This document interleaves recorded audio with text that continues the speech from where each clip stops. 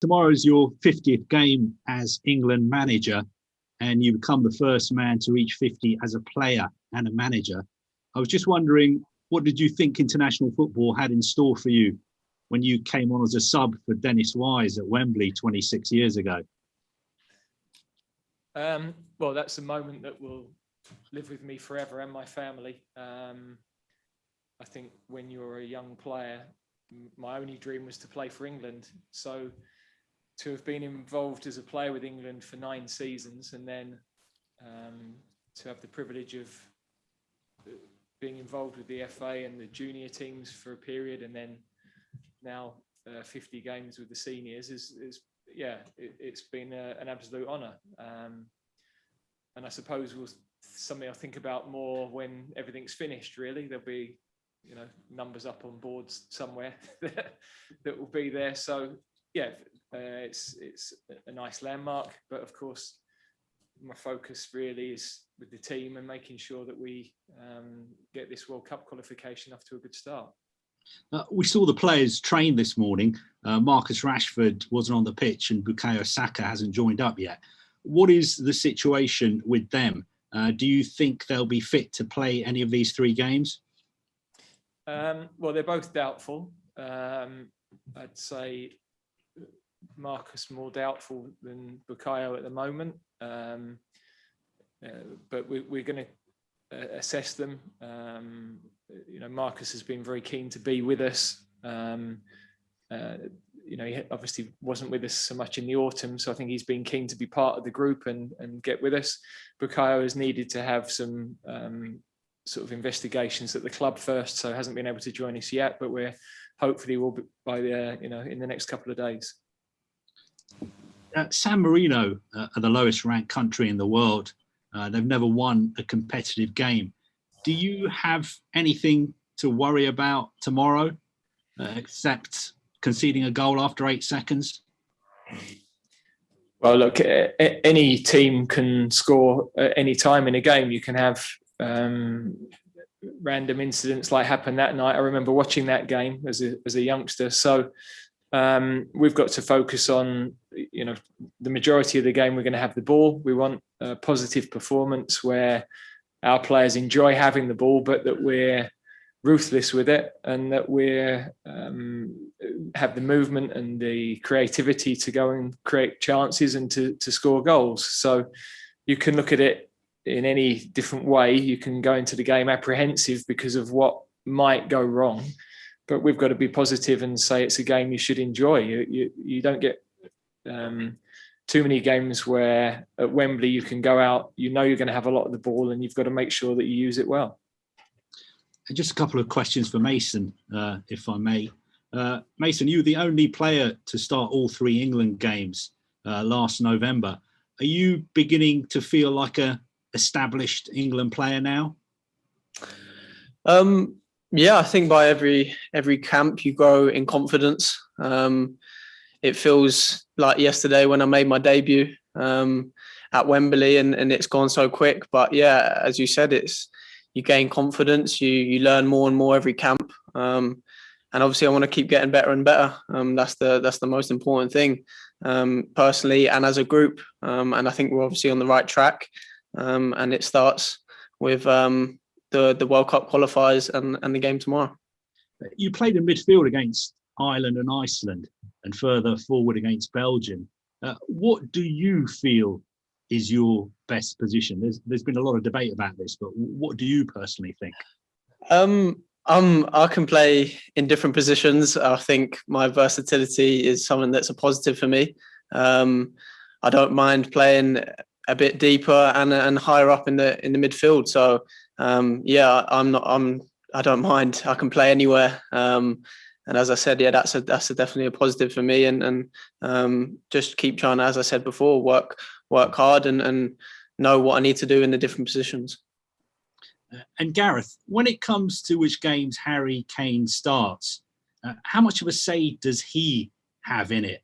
I mean, do you ever take into consideration his desire to break Wayne Rooney's England record, for instance? I think Wayne Rooney scored 4 of his 53 goals against San Marino. Well, if I allowed Harry to make that decision, he'd play every minute. So that won't be happening. But look, it's brilliant. We've got a captain who wants to play every minute of every game. And we've got to be mindful that he had extra time last Thursday, then another high intensity game on Sunday. So, but we've got that situation with a lot of the players, really. We've got to make sure we manage the fixtures correctly. We've done that through training this week as well. And of course, we need to be just as fresh for the games with Albania and Poland as we do tomorrow night. So that's not an unusual challenge for us as a coaching team, and for our medical team and our physical performance team. But we always communicate well with the players, and I think we are in a good place going into the game tomorrow. And can I just finish with two questions about racism? Jude Bellingham, even though he's only 17, became the latest player to be racially abused on social media. The FA tweeted that something needs to change. What do you think that something is? For instance, are we getting to the stage now where players should just delete their social media accounts? Well, the first thing is that clearly it's unacceptable for anybody to be receiving the sort of abuse that Jude in this instance has, but also other players that are playing with us. It's a very complex situation in terms of what action the players might take, because of course it's a brilliant tool for communicating with the fans, and especially in a time when we can't interact with the fans in the stadiums, to lose all contact with the fans is not something that as a game we want. Equally, if that interaction is bringing that sort of negativity into your life and that sort of abuse, then nobody really wants to put up with that. So I think we've said in the past, and the FA and other football authorities have said, we need stricter legislation around the control of those sites. And I know that's also a complex issue because of people in countries where to not have the freedom of speech is a dangerous restriction.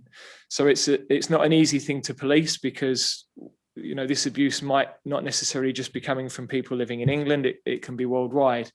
We just have to make a stand on everything in terms of racism to say it's just not acceptable. Just a final quick question from me. Will the players be taking the knee before the game tomorrow? I've spoken with the leadership team about this last night, and I've asked them to talk with the other players, because I think it's a good process for them to hear each other's views first and foremost. That's part of how we educate ourselves in all of these different matters and these different issues. The one thing we're very clear on is that we'll be unified on whatever we do. And if there's any doubt, then I think we would take the knee. So I'm hugely respectful of everybody's individual opinions on that. I still think there is an impact to be had on it. But, I think when I listened to Wilfried Zaha's comments, for example, I thought he spoke really well, and I totally understood why he felt that, that wasn't enough now, and that it was seemed to be just part of the background. So again, complicated. The debate around whether we should take the knee or not, or whether we should walk off a pitch or not, they're actually the slightly peripheral things. The core problems with racism and discrimination, and they're the deeper discussions that need to happen. The protests help put that conversation on the table, but of course we've got to address the much deeper issues as much as we've got to make a symbolic gesture. Carve. Next, we'll go to Kerry Brown of beIN Sports.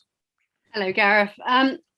I'm wondering, with a Euros and a World Cup in back-to-back years, how many matches are you planning ahead? In the Premier League, it would be 2 matches. And because of that, are fans who might be expecting you to stray away from a 3-4-3 going to be disappointed? I think we're looking at the short term, the mid term, and the long term with the team. What might be possible. what will be the best way of approaching different games. And I think we feel that we need to be tactically flexible. I think we've been that way over the last 3-4 years, really. We've played various different systems at different times. With a club, you probably have more continuity. You recruit to a system of play. With international football, you want your best players on the pitch in the positions where they can be most effective. So I think modern players are very adaptable. They can switch systems very quickly. They can take on concepts very well. That's part of being a top player in the modern day. You see with their clubs, they have to adapt very quickly, and they'll be able to do that with us as well. We saw that from Mason. He was playing in 3 positions in one match against Sheffield United, I believe. Can you let us know how Jude's settling in as well in his England camp? And some were saying that Mason and Declan may not be the most exciting partnership, but we've seen how much Declan has been bombing forward. How many exciting options do you have? Well, very excited. I'm excited by them. I mean, they might. Yeah, I don't know why you wouldn't be excited by them at their age, but in terms of Jude, he's really settled in well. He's a very mature 17-year-old, and I think the rest of the players appreciate his mentality. He's found a nice balance of showing enough confidence on the training pitch to show what he can do, but not an overconfidence around the group. He's got good humility to understand he's got to work his way into that group. So he's clearly had an amazing life experience going to Dortmund already and dealt with that so well, and exposure to Champions League football as well as a top level football club. So he's taking everything remarkably well in his stride. Alex Howell of BBC Sport. Hi, Gareth. There's some nice stories in the squad this week with players coming back into the squad. How have they done ahead of the game tomorrow? Well, we obviously haven't had an enormous amount of training time because lots of players playing Sunday, and so for some of the players only briefly on the pitch yesterday. But everybody's settled back well. You can tell the excitement for the whole group of coming back together. It's nice for everybody to have a refresh. There's a lot of club matches, but sometimes the change of environment and getting back with a different group and the boys who are so close coming back together brings a new energy, and that's been great to see. So we're very pleased with the way training has been. There's obviously been a lot of tactical emphasis within that, but also we want the players to enjoy their football, and so some sessions on the pitch where they've been able to just enjoy skills and compete against each other as well. And it's a milestone tomorrow for you, the 50th match in charge. How happy have you been with the way the team's progressed? Well, of course, at the very beginning, there was a huge lack of confidence in everything, really. Disappointing European Championship, 2 very quick changes of manager, and we had to try to work through all of that, stabilise the ship, qualify for a World Cup in that process, and then start to change the way that we wanted to play and blood some of the young players that we knew were coming through the system. So there's been a lot of different phases of that. And of course, the last 12 months has been a remarkable situation for everybody, frankly. So to have had the experience of managing through that period has been, from the sublime to the ridiculous, really. But incredible life experience, something that is a huge honour. And but I'm looking forward now. It's not for me. Tomorrow isn't about any landmark for me. It's about the team. It's about a good performance, and we're building now for the 3 games this week. Okay, so next we'll go to Jack Pitt-Brooke from The Athletic. Hi, Gareth. You've been very critical of the schedule over the last 6 months. Given the ranking of San Marino, do you think this game should be taking place? Well, every country has the right to take part in a World Cup in the same way that every club has the right to take part in the FA Cup. It's part of what makes our game an amazing, the amazing stories that come up. The schedule, the decisions around the schedule were made last July, August. That was the time for everybody to debate it and to get together. So, we're dealing with that schedule as a group of staff. We're preparing the players in the best possible way to make sure that, as their clubs are, they're given the best recovery, the best treatment, the best training periodization to be able to excel in the matches. Is it harder for you coming into your third successive 3-game break, given that the club football calendar has been so demanding since September? Well, we've clearly lost a lot of players coming into the camp. We did through the autumn, so that's something that I think we're all having to cope with. But that's an opportunity for other players, and I think whatever scenario you have as a coaching team, there's going to be challenges that you've got to plot your way through and find the best possible path through. Turn to Carrier Bean Sports, who has a question for Mason Mount. Thank you, Mason. I know it must have been really tough when Frank Lampard left and then Thomas put you on the bench. So to come into this international camp being played in 3 different positions, captaining your club again, talk us through what must have been quite a roller coaster ride and how well this camp are all connecting as well together as you return. Yeah, exactly how you put it. It's been a bit of a roller coaster the last couple of months, but valuable experience for me. I've learned a lot. Coming off, obviously being captain, I'd probably say it's actually 5 positions I played in the game instead of 3 that I've played. I've changed a couple more. But yeah, all good experiences for me to learn. I haven't had something like that in the game. But no, as I said before, I'm versatile. I can change positions. And that's what the modern game is about. And obviously now coming into the international break, we're all very excited, all buzzing to be back together after quite a long break. And we're ready to get down to business and play the games. I don't want to ask you this question, but it's a question I've asked to Reece. It's a question I've asked to Callum, who've all been subjected to racist abuse online. What's your message to any fan that would entertain the idea of reacting like that on social media if anything should go wrong in a match? Because we hear young black players having to talk about it, but it hurts you all in the dressing room to see your teammates subjected to abuse like that, doesn't it? Yeah, of course. As you said, Callum and Reece, there's people that I've grown up with from a very young age, and it's not acceptable to have that kind of abuse happen. We love football, but it doesn't go past that. So yeah, it's difficult to see, and as I said, I've grown up with these boys. They're like family to me. To see that happen, it really hurts. So yeah, it's not acceptable, and it shouldn't continue any longer. Kinsella from goal.com. Hi Mason, nice to see you. Hi, Liza.